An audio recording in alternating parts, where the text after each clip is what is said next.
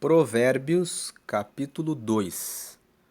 A graça e a paz de Jesus Cristo, seja muito bem-vindo a este canal que compartilha leituras, estudos, meditações e reflexões com base nos capítulos da Bíblia.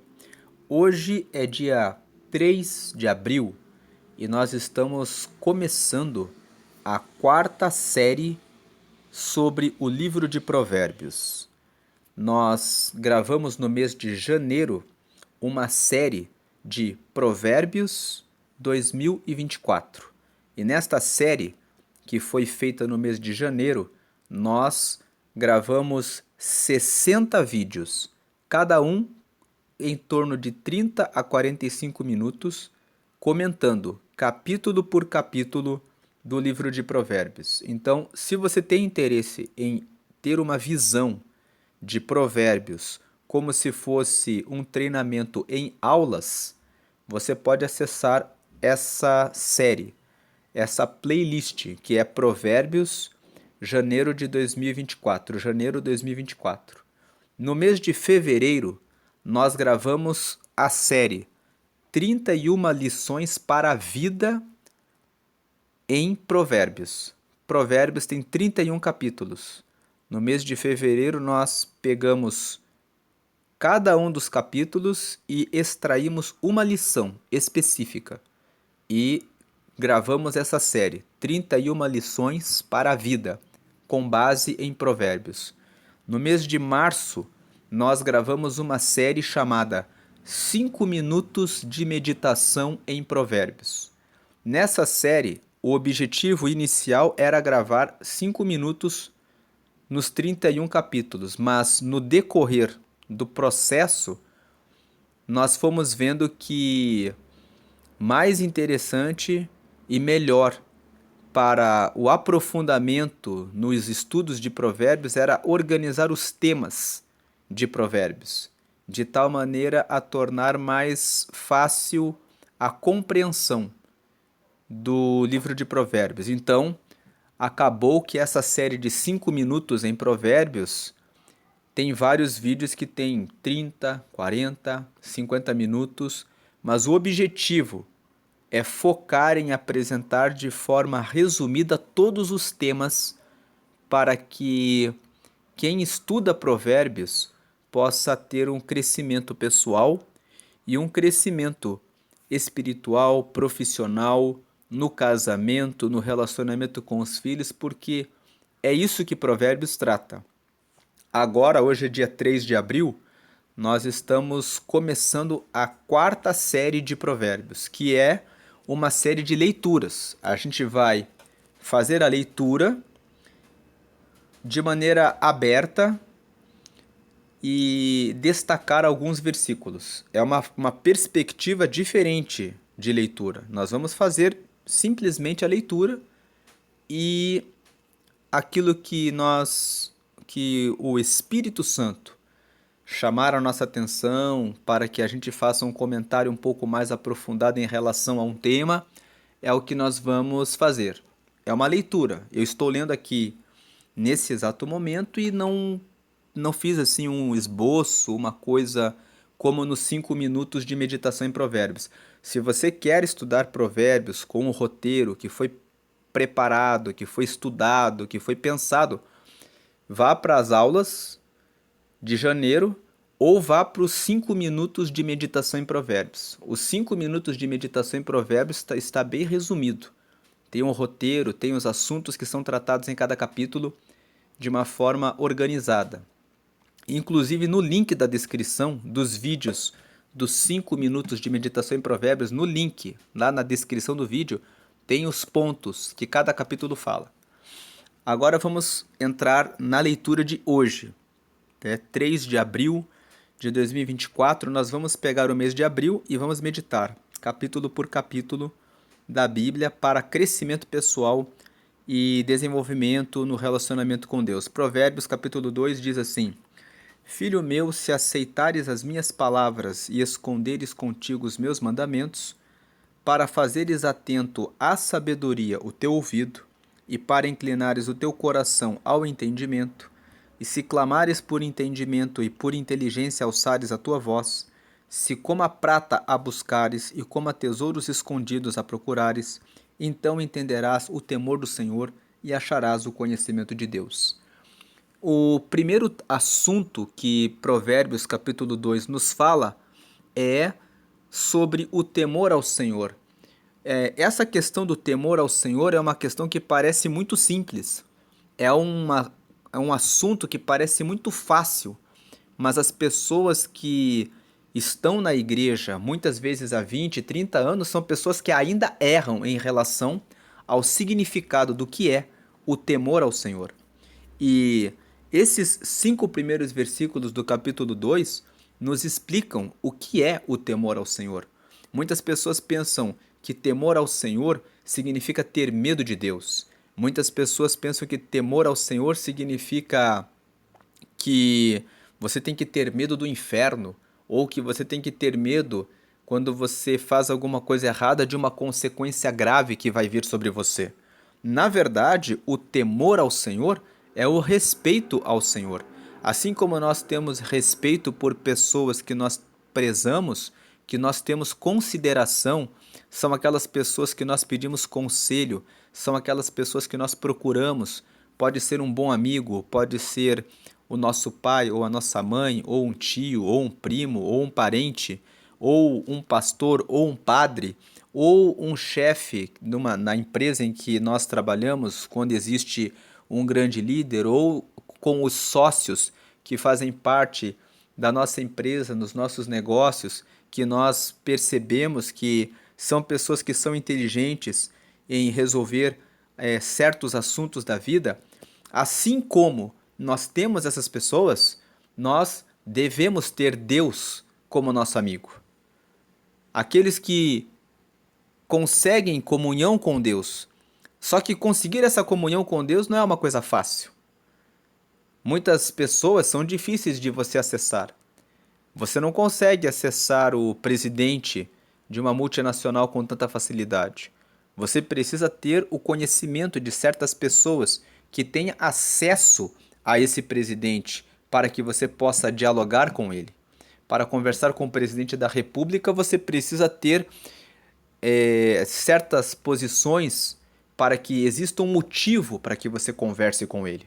Assim também, conversar com Deus para que Deus responda a nossa oração, para que Ele fale conosco. Existem alguns requisitos. Deus é muito mais importante do que o presidente dos Estados Unidos, que é a nação mais poderosa atualmente na Terra. Deus é muito mais importante do que o presidente de qualquer nação que tenha grande pujança na economia e nos negócios. Deus ele é muito maior e ele merece muito mais consideração e respeito para que ele possa falar conosco. E tem pessoas que estão 20, 30 anos na igreja e que não entendem isso. São pessoas que entram na igreja, chegam a qualquer hora, não dão mais importância para os seus negócios particulares, não apresentam os seus negócios em oração a Deus, pedindo, perguntando: Deus, o que o Senhor pensa a respeito disso? E depois elas quebram a cara e sofrem prejuízos, danos, ou entram em relacionamentos, em casamentos, e depois se frustram, e quando se frustram, elas correm e dizem: Deus, por que o Senhor permitiu que isso acontecesse? E a culpa não é de Deus. A culpa é sua, a culpa é minha. Quando nós não pensamos naquilo que nós fazemos, muitas vezes Deus coloca pessoas para nos dar sinais de que não é para entrar nesse namoro, que não é para fazer esse negócio, que não é para participar daquele evento, que não é para fazer aquela viagem, mas nós teimamos e fazemos. Então sofremos consequência e depois, quando ficamos com o dodóizinho, com o sofrimento, com a dor, aí nós dizemos, queremos colocar a culpa, a responsabilidade em Deus. E aí nós dizemos: aonde que o Senhor estava? E aí Deus vai dizer: eu sempre estive aqui. Foi você que não me perguntou. Foi você que não me consultou. Foi você que não buscou sabedoria. Foi você que não inclinou os teus ouvidos para me ouvir. Foi você que não pegou uma cadeira para sentar na minha frente para dizer: Papai do céu, o Senhor é o meu Pai. O Senhor é o Rei dos Reis. O Senhor é o que tem a sabedoria. Eu quero ouvi-lo. Eu quero saber o seu conselho. E o versículo 1 até o 5 explica o que é o temor ao Senhor. Lá no capítulo 1, voltando aqui no versículo 7, nós lemos que o temor do Senhor é o princípio da ciência.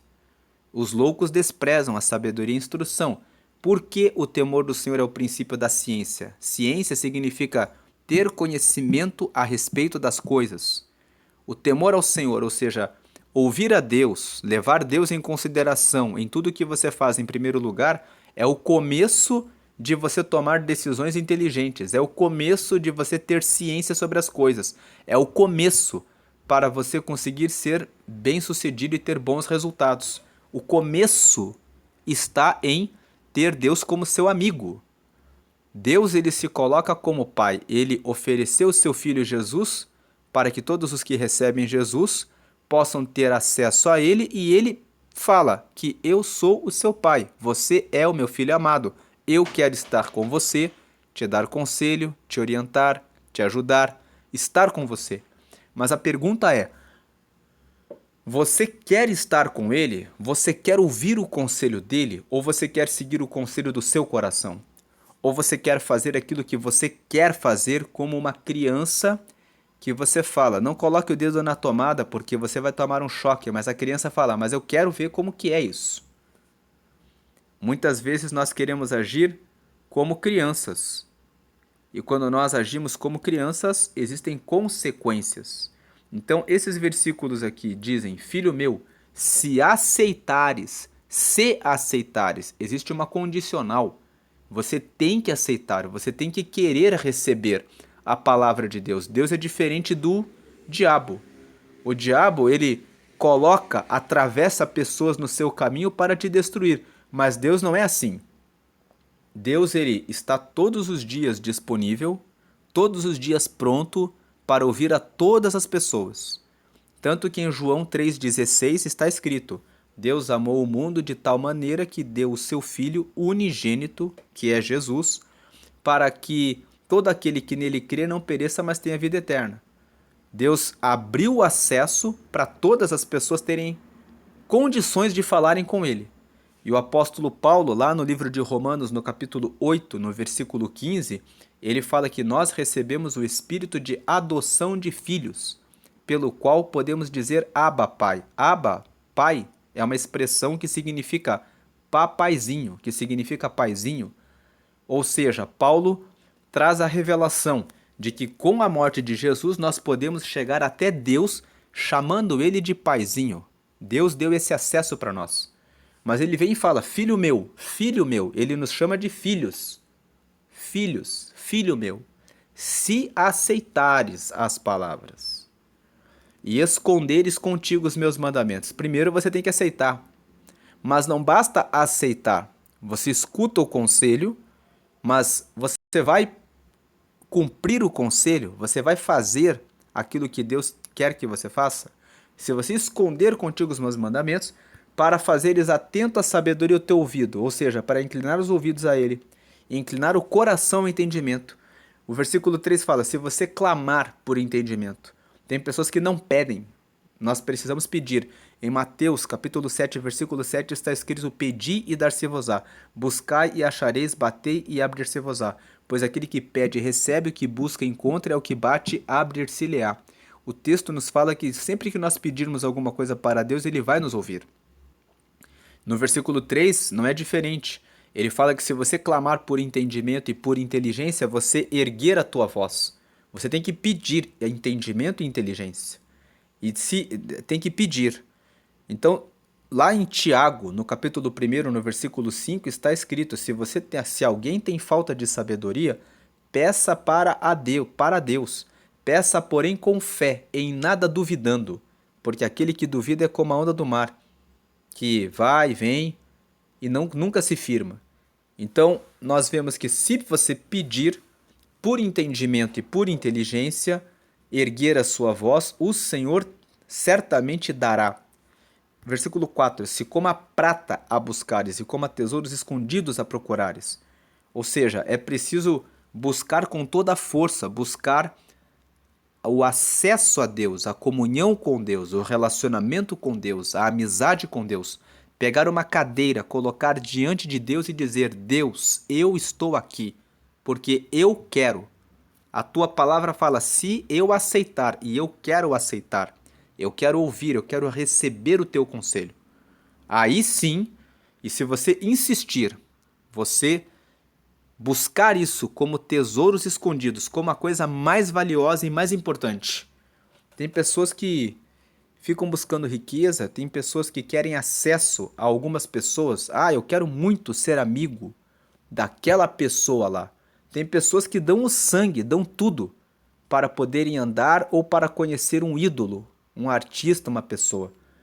Se essas pessoas fizessem todo esse esforço para conversar com Deus, como se estivessem batendo na porta, como se tivesse uma fila muito grande de pessoas que querem conversar com Deus, e ela dissesse: eu vou ficar aqui nessa fila, porque eu quero conversar com Deus. Aí, versículo 5: entenderás o temor do Senhor e acharás o conhecimento de Deus. É assim que você vai entender o que significa o temor ao Senhor. É assim que você vai entender o que significa ter consideração, ter respeito, ser amigo de Deus. É interessante que quando o versículo 5 fala assim: então entenderás o temor do Senhor, quando você entende o temor do Senhor junto com o temor, quando você está respeitando, tendo consideração, sendo amigo de Deus, Deus ele retribui com a direção, com a resposta, com o conselho, com tudo aquilo que nós precisamos. E você vai achar o conhecimento de Deus. Então, Provérbios capítulo 2, basicamente nos primeiros versículos é sobre como entender o temor ao Senhor, e os próximos versículos vão trazer, vão nos revelar quais são as consequências, o que você ganha de você temer ao Senhor. Os 5 primeiros versículos falam como entender o temor ao Senhor. Então, ore mais. Coloque todos os teus planos nas mãos de Deus. Provérbios 16:3 diz que confia os teus planos ao Senhor e os teus pensamentos serão estabelecidos. Confia as tuas obras ao Senhor e os teus pensamentos serão estabelecidos. Quais são as consequências de você ter o temor ao Senhor? Eu já vou adiantar aqui para quando nós fazermos a leitura, nós termos uma visão já ampla sobre as consequências. As consequências vão ser 4, que nós vamos ler aqui na sequência. Quem teme ao Senhor vai receber a verdadeira sabedoria. Essa é a primeira consequência. Segunda consequência, vai escapar de toda mulher que não presta. Porque nós vamos ler aqui nos versículos seguintes que escapa da mulher estranha, da estrangeira e da que lisonjeia com os lábios, para desejar o mal. Quando fala de mulher estranha, não é só mulher estranha. Vamos interpretar aqui o texto como a mulher e o homem, que é estranho, que é estrangeiro e que lisonjeia, mas que vem para trazer o mal. Essa é a segunda consequência. A terceira consequência, você vai andar no caminho bom. E a última consequência, você vai habitar na terra. Que habitar na terra, nós vamos ver o que significa isso na leitura dos próximos versículos. Então a primeira consequência: porque o Senhor dá a sabedoria e da sua boca vem o conhecimento e entendimento. Ele reserva a verdadeira sabedoria para os retos, escudo é para os que caminham na sinceridade, para que guarde as veredas do juízo e conserve o caminho dos seus santos. Então entenderás justiça, juízo, equidade e todas as boas veredas. Porquanto, significa porque, a sabedoria entrará no teu coração e o conhecimento será suave, ou seja, será leve para a tua alma. O bom siso te guardará e a inteligência te conservará, para te livrar do mau caminho e do homem que diz coisas perversas, dos que deixam as veredas da retidão para andarem pelos caminhos das trevas, que se alegram de mal fazer e folgam com as perversidades dos maus, cujas veredas são tortuosas e desviadas nas suas carreiras.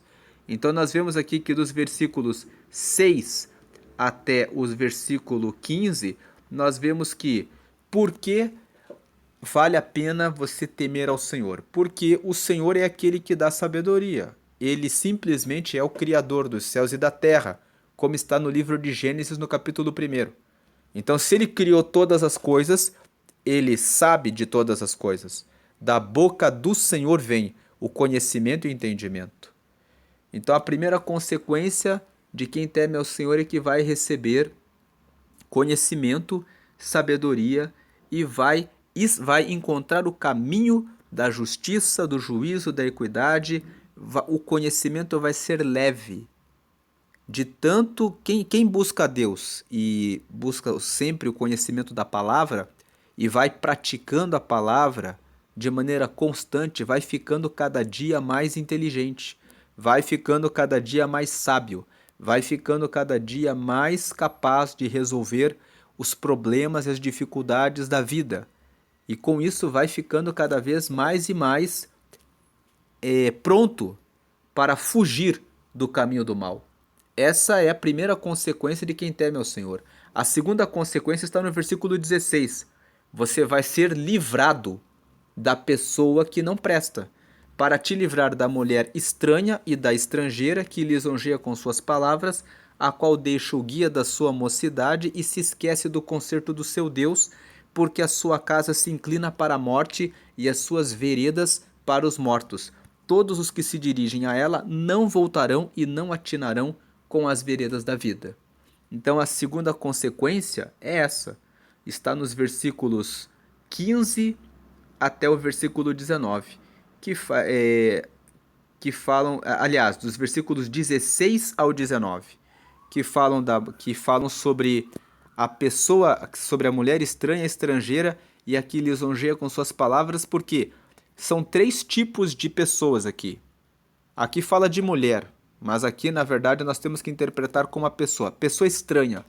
Você sai na rua, você nunca viu a pessoa e de repente a pessoa vem até você e faz um convite para que você saia com ela. Tem muitas pessoas que são abordadas por uma pessoa estranha que de repente vem com roupa sensual, que de repente vem com uma conversa sedutora com a finalidade de levar você para um caminho errado, para um caminho de fornicação ou para um caminho de adultério. Então essa é a pessoa estranha. O versículo 16 fala, para te livrar da mulher estranha. Tem muitas pessoas que pensam assim, eu não caio nisso. Mas dizer que você não cai é algo perigoso. É necessário prestar atenção que um momento em que você se afaste de Deus, um momento em que você não esteja orando, lendo a Bíblia, consagrando em jejum a sua vida em oração a Deus, por alguns momentos da sua vida para andar com Deus e estar conectado com a sabedoria, com a inteligência, com o entendimento, com o temor ao Senhor, e é nisso que está o temor ao Senhor, em você ter reverência, considerar Deus o tempo todo na sua vida. No momento em que você se afasta desse temor ao Senhor, em que você deixa a sua comunhão, você pode sim ser atraído por uma pessoa estranha. Talvez você esteja com o seu casamento um pouco abalado porque alguma situação financeira, algum problema com o filho, alguma situação que ficou mal resolvida pode fazer alguns pensamentos estarem na sua mente, dizendo assim, será que ela me ama? Será que ele me ama? Será que valeu a pena ter me casado com essa pessoa? Esses tipos de dúvida vêm quando você esquece o temor ao Senhor. Quem teme ao Senhor sabe que Gênesis 2:24 fala, portanto deixará o o seu pai e a sua mãe, e se unirá à sua mulher, e serão uma só carne. Se você é uma só carne com o seu marido, se você é uma só carne com a sua mulher, você nunca vai falar a respeito do divórcio. Nós estamos vivendo num tempo em que pessoas vão à igreja, frequentam a igreja e já dizem: se não der certo, eu separo. Se não der certo, eu divorcio. A pessoa já vem com um pensamento de separação e de divórcio e não vem com um pensamento de que, quando estabeleceu o casamento com aquela pessoa, se tornou uma só carne com aquela pessoa. E se tornou um pouco comum em muitas igrejas que as pessoas se casem 2, 3 ou 4 vezes, porque não existe problema nenhum com relação a essa questão do casamento. Então, no primeiro obstáculo, no primeiro problema que surge no casamento, a pessoa não vai resolver. Ela vai dizer: não está bom. Eu tenho que pensar como resolver isso. E quando nós pensamos, quando eu penso, quando você pensa em como que eu vou resolver isso, eu não estou tendo temor ao Senhor. Porque quem teme ao Senhor, quem tem Deus como amigo, se sentaria na mesa para conversar com o papai, levando Deus. Imagine você aqui como uma criança que chega e fala: papai, o que eu faço aqui? E o papai vai dizer: é para você ficar com essa pessoa, porque você estabeleceu um pacto com ela. E aí você fala: não, mas eu não quero, porque as coisas não estão como eu quero.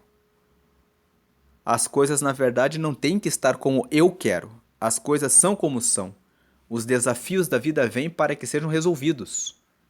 E nós precisamos resolver o problema. Então, quando você teme ao Senhor, quando você respeita, tem consideração pelo papai, dizendo assim: o papai é o papai, você vai dizer: eu não vou prestar atenção na pessoa estranha. Por isso que a segunda consequência de quem teme ao Senhor é que vai ser livrado, vai escapar da mulher estranha, da estrangeira e da que lisonjeia com suas palavras. Ou seja, ele vai escapar, no caso aqui da mulher, é da pessoa estranha. Vai escapar da mulher estranha. Quando o homem, que é o sedutor, que é o adúltero, cruzar o seu caminho, você vai dizer: não, estou com um problema com meu marido, mas já estou resolvendo. Quando a mulher estranha aparecer no seu caminho, você vai dizer: eu tenho a minha esposa, eu vou fugir desse caminho. Aí depois ele fala assim: para te livrar da mulher estrangeira. A mulher que é estrangeira é aquela pessoa que vem de outro lugar, que você não esperava que ia aparecer no seu caminho. Porque existe aquela que você não conhece, existe aquela pessoa que veio de fora, mas que é amigo do seu amigo, que é amiga da sua amiga, que de repente é apresentado para você, e a pessoa fala assim: eu vou ficar só uma temporada por aqui. E aí você pode ser tentado a pensar: ela vai ficar só um tempinho por aqui. Se eu me envolver com ela, ela vai voltar para a cidade dela. Ela vai voltar para o país dela. Ela só está de passagem pela empresa aqui. Ninguém vai saber, ninguém vai descobrir. Eu vou me envolver com ela e não vai ter problema nenhum. Só que vai ter um problema, porque o nosso papai é o Deus, criador dos céus e da terra. E os olhos dele são como chamas de fogo, como João viu em Apocalipse. E o nosso irmão mais velho, que é Jesus, que é o primogênito, ele vê tudo. E o Espírito Santo que mora em mim, que mora em você, ele sabe o que você faz. Então, ninguém vai descobrir porque o estrangeiro, a estrangeira, está só de passagem, mas ninguém escapa dos olhos do Senhor, dos olhos do papai, porque o papai, os olhos dele estão sobre todos os lugares. Salmo 139. Se eu for nas alturas dos céus, o Senhor ali está. Se eu for nas profundezas dos mares, do inferno, ali o Senhor também está. Aonde quer que você for, o Senhor ali está. E também vai te dar livramento da que lisonjeia com suas palavras. A pessoa que é sedutora. Como você está bonita. Como você é inteligente.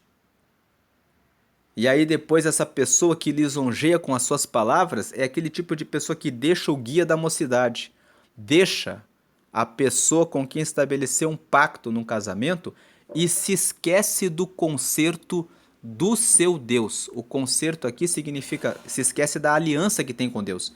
Por quê? Porque a sua casa se inclina para a morte. Por que a casa dessas pessoas se inclina para a morte? Porque depois que você se envolve com ela, você fica com uma culpa de traição.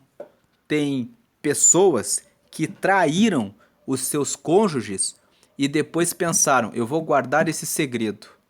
Só que depois que traíram e depois o relacionamento com o amante, com a amante terminou, a pessoa voltou para o casamento e ela não conseguiu olhar para o cônjuge de maneira tranquila e ficou carregando ali uma culpa, até que algumas pessoas falam depois: olha, eu te traí, viu? E aí depois aquilo gera uma morte. Morte porque o casamento nunca vai ser o mesmo. Porque você vai gerar um esforço muito grande para que a outra pessoa tenha que perdoar. Talvez a pessoa não consiga perdoar. E mesmo que a pessoa perdoe, a ferida que fica no coração da pessoa por causa da traição que sofreu vai precisar ser cicatrizada, porque vai ficar sangrando por um tempo. Então a sua casa, a casa da pessoa que lisonjeia com as suas palavras, tudo naquele momento em que as coisas estão acontecendo, parece que é uma novidade, né? Traz uma uma situação assim, nossa, aquela pessoa está gostando de mim, quando na verdade aquilo tudo ali vai trazer para a morte. E as suas veredas, os caminhos dessas pessoas, dessa pessoa que lisonjeia com os lábios, leva para o caminho dos mortos. Todos os que se dirigem a ela não voltarão e não atinarão com as veredas da vida. O versículo 19 fala que todo mundo que vai por esse caminho não volta, não vai encontrar o caminho da vida. Então essa é a segunda consequência. A primeira consequência, quem teme ao Senhor recebe a verdadeira sabedoria. Quando você recebe a verdadeira sabedoria, você sabe o que você tem que fazer. E você sabe que o que você tem que fazer é fugir da pessoa estranha, da pessoa que está de passagem, que é estrangeira, e da pessoa que fica elogiando e que é sedutora, porque essas pessoas levam para a morte. Essa é a segunda consequência. Você escapa de perder o seu casamento, perder o seu relacionamento, você escapa, o mais importante, de você quebrar a sua aliança com Deus, de perder a comunhão com o Espírito Santo. Você escapa, mais importante do que tudo isso, de perder a salvação. Se Jesus voltar e te chamar, se por acaso você sofrer um acidente ou acontecer qualquer coisa com você, que você não esteja pronto, que você não esteja pronta para alcançar o reino de Deus, você vai perecer. E quando vier o arrebatamento, 1 Tessalonicenses no capítulo 4, Paulo fala que quando o Senhor voltar para buscar a sua igreja, primeiro se levantarão os mortos, os que morreram em Cristo. Se você não tiver morrido em Cristo aqui, você já não vai ser arrebatado. Então as pessoas pensam assim: não tem problema, se eu pecar agora, depois eu vejo o meu conserto.